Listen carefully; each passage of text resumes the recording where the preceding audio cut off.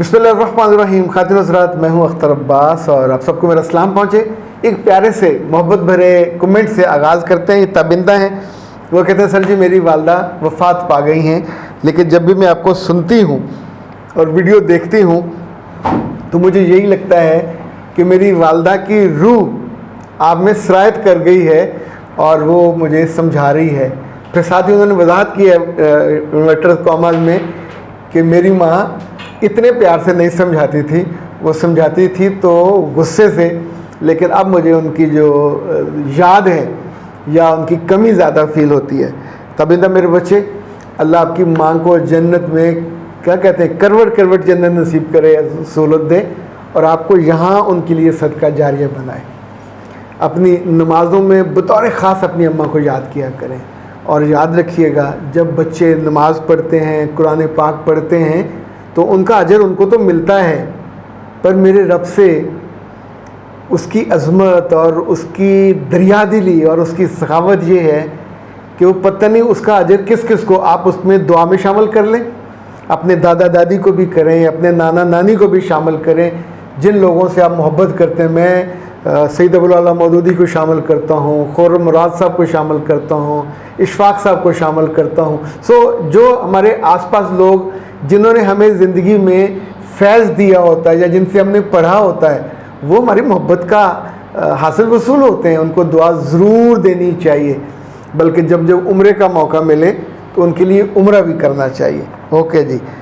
Mrs Tabish कहते हैं sir जी मेरी बहन ने मेरी शादी इसी तरह बर्बाद की जैसे आपने अपनी वीडियो में ज़िक्र किया। काश मुझे पहले पता होता तो मैं बहुत मोहतात हो जाती। मेरे बच्चे, रब आप पे करम करे और आपको आपके घर को सलामत रखे। इन्होंने कहा कि सोच सोच के और परेशानियां देख देख के मेरे सर से बाल कम हो गए। अच्छा, मैं अगर आपकी वो नंद या आपके ससुराल में से होता तो मैं पूछता कि वहाँ पंजाबी में ऐसे ही पूछते हैं कि मियाँ ने चाटा तो नहीं पुटिया। चाटा मतलब पंजाबी में कहते हैं यहाँ से बालों का गुच्छा पकड़ के जब मियाँ खींचते हैं तो वो कमज़ोर हो जाते हैं। शहरों में नहीं खींचते, लेकिन गांव देहात में अब भी वहाँ चूँकि मियों ने कभी कभी मुलाकात करनी होती है, सुबह सुबह चले जाते हैं, रात को मगरिब के बाद आते हैं, तो बीच में कोई शिकायत हो माँ की तरफ से, जेठानी की तरफ से, तो वो फिर चाटा पकड़ के वहीं सबके सामने खींच देते थे। मुमकिन है अब ना ऐसा होता हो, वक्त बदल जाता है। अच्छा, उसका तो ख़वातीन ये करती थी कि उस वक्त चैं चैं करके तो गालियाँ निकालती थी और पड़ जाती थी, तो फिर झांपड़ भी पड़ जाते थे। ऐसे मौके पे हमेशा अपने आप को ज़्यादा ख्वार होने से बचाना चाहिए और उस मौके से निकल जाना चाहिए। उस मौके को आप दो से ज़रब दे दोगे तो आपकी बेइज्जती बढ़ जाएगी ना। कमज़ोरी में बंदा नहीं कुछ कर सकता। ओके, तब तो ख़वातीन ये करती थी कि अगले दिन फिर मक्खन लेके तो या देसी घी लेके तो सर के बालों को लगाती थी। वहाँ घर में कच्ची घानी का वो तेल होता था, वो भी लगाती थी। वो चूँकि रेगुलर लगाती थी, उनके बाल तगड़े रहते थे। अब शहर वालियों के बालों की जड़ों को तो तेल भी नहीं मिलता, ये बेचारियाँ ड्राई करते करते उनको बेरूह और बेरौनक कर देती हैं। तो बेटा आप ऐसा करो कि एक फ़ोन नंबर नोट करें, 0341678626। मैं फिर दोहराता हूँ, 0341657826। ये नाज हर्बल का नंबर है और आप इनको रब्ता करके तो इनसे ये मिरेकल, इसका पूरा नाम है मिरेकल ग्रोथ हेयर ऑयल, ये बहुत ही शानदार है। जिनके बाल कम हो गए हों, जहाँ पे गैप आ गया हो और बालों की दो मुंह हो गए हों, उनकी जड़ें कमज़ोर हो गई हों, शाइन उसमें ना रही हो, जैसे होता है बेजान से, तो बाल औरत की कमज़ोरी भी है, औरत का हुस्न भी है, उसकी खूबसूरती भी है। तो ये ज़रूर मंगवा लीजिए अभी अगर उनके पास हो। चूँकि मुझे थोड़ा डाउट है कि ये चूँकि उनका बहुत रेगुलर मजबूत और बहुत ही पॉपुलर आइटम है रीग्रोथ हेयर सीरम, ये मुख्तलिफ होता है। तो अगर उन पर सीरम हो तो सीरम मंगवा लीजिए, ये हेयर ऑयल हो तो हेयर ऑयल मंगवा लीजिए, और ये दोनों यूज़ करें तो इंशाल्लाह आपका ये मसला बालों की कमज़ोरी का काफ़ी दूर हो जाएगा। अच्छा जी, इकरा वो कहती हैं कि सर कुछ 2-3 जुमले ऐसे कहिए कि जो मुझ जैसी लथार्जिक लड़की को, मेरी माँ मुझे बहुत डांटती है और मुझे बाज़ दफ़ा बुरा भला सहना पड़ता है, तो कुछ ऐसा जुमला कहिए कि जो मेरे दिल पे, हिक पे असर करे। तो मेरे बच्चे नोट कर लो कि जो लड़कियां अल्लाह की दी हुई सलाहियतों और खूबियों और ख़ूबसूरतियों को पूरा इस्तेमाल नहीं करती, यकीन माने ये गुनाह के ज़ुमरे में जाएगा, नाकदरी है। दूसरी बात, जो लड़कियां जहां रहती हैं, अपने घर, अपने दफ्तर, अपने कमरे, उनको अपने चेहरे और दिल की तरह साफ नहीं रखती, ये भी गुनाह है। अल्लाह रसूल ने नहीं कहा, पर जो चीज़ हमको बुरी लगती है हम उसको गुनाह के ज़ुमरे में ले जाते हैं, ये भी बुरा है, ये भी काबिल बर्दाश्त नहीं है। अच्छा, तीसरी बात याद रखिएगा कि जिस मुकाम पे हम रहते हैं, अब आपको कैसे समझाऊं, लाइक मैं कभी वॉशरूम से जब वापस आता हूं नहा के, तो मैं अपना वॉशरूम, मेरा अपने कमरे का अपना वॉशरूम है, उसमें कोई और नहीं जाता, अपनी चप्पल है, हर चीज़ मेरे अपने वहाँ की जो फीलिंग्स हैं, तो ऐसा कभी नहीं होता कि मैं उसको ऐसे छोड़ाऊँ, वाइप करके आता हूँ। इवन जो बेसन है उस पर मुँह हाथ धोने के बाद वहाँ एक खुश्क कपड़ा रखा हुआ होता है, मैं उसे फेर के आता हूँ। मुझे बुरा लगता है, आप जाएं अचानक और आपका पाँव स्लिप हो जाए, या आपको लगे कि यहाँ से कोई नहा के गया है, कोई भैंस नहा के गई है, तो चारों तरफ मेरी जो कैट्स हैं, मैं कभी कभी उनको अपने बेसन में रख के बहुत प्यार से उनको नहलाता हूँ। अभी उनका छोटा बेबी है, 2 माह का है, वो तो बिल्कुल ऐसे हाथ पे बैठ के नहा लेता है।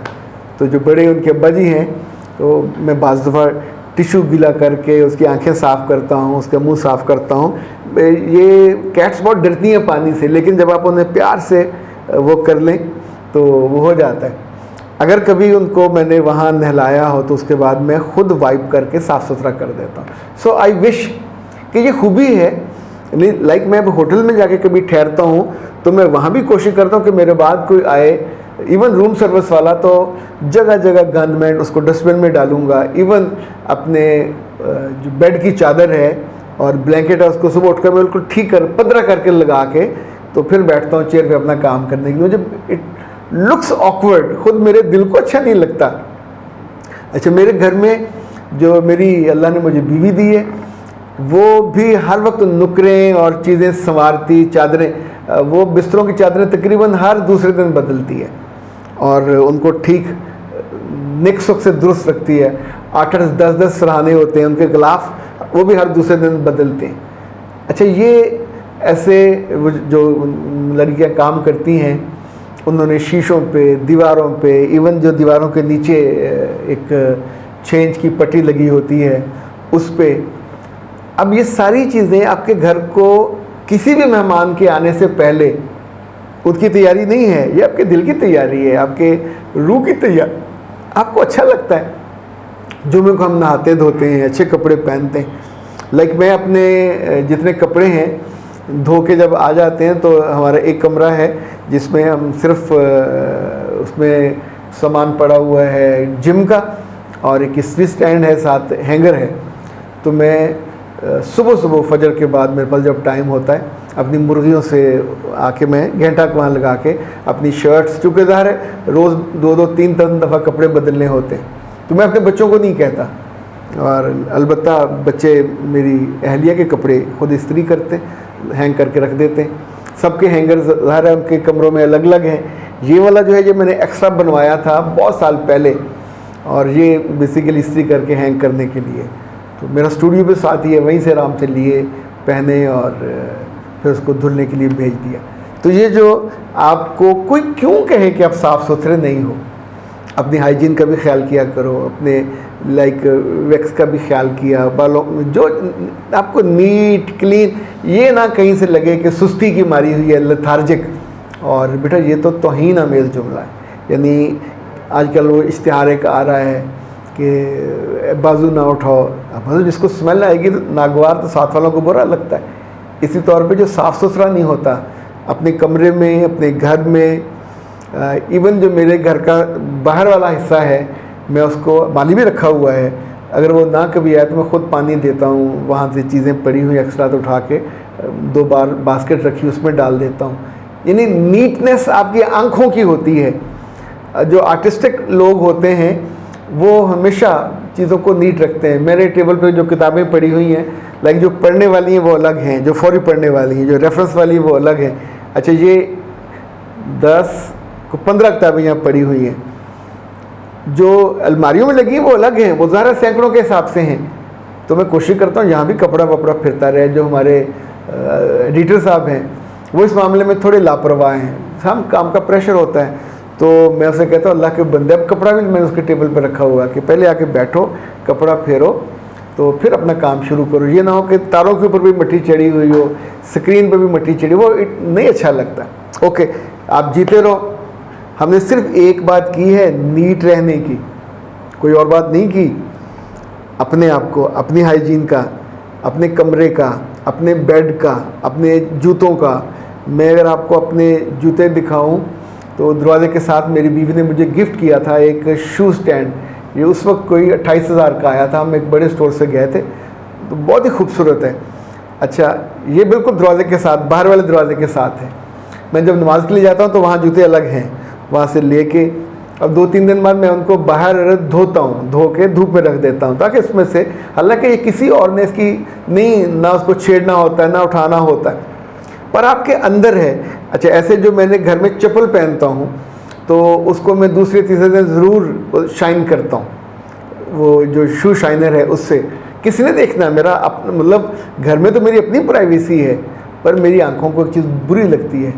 घर में रफ टफ कपड़े पहन के हम नहीं फिर सकते, बच्चों को भी ऑकवर्ड लगता है, खुद आपको भी ऑकवर्ड लगता है। वैसे मेरा दिल करता है कभी कभी धोती बांधने को, पर मेरे बच्चे तो उस पर ला नारे मारते शुरू हो जाते हैं कि हम भी अपने अब्बा के ज़माने में ये करते थे, पर अब दिल करता है कभी कभी धोती और कुर्ता पहनने को। और वैसे यूनिवर्सिटी में मैंने 1-2 दफ़ा, जब मैं मैनेजमेंट साइंसेस का हेड था, तो हमने एक मेला किया था, तो उस मेले में सब ने फोक अपने अपने पहने थे, तो मैं फिर कुर्ता, धोती और सर पे वो कुल्ला और एक गले में, पिछले दिन में उसकी तस्वीरें देख रहा था, बहुत मज़ा आ रहा था। ओके, तो आप लोग अपनी ज़िंदगी में खुश रहो और दूसरों को कभी एतराज़ का मौका ना दो, कभी उंगली उठाने का मौका ना दो। अख्तर अब्बास को दीजिए इजाज़त, अपनी दुआ में ज़रूर याद रखिएगा। अस्सलाम वालेकुम व रहमतुल्लाह।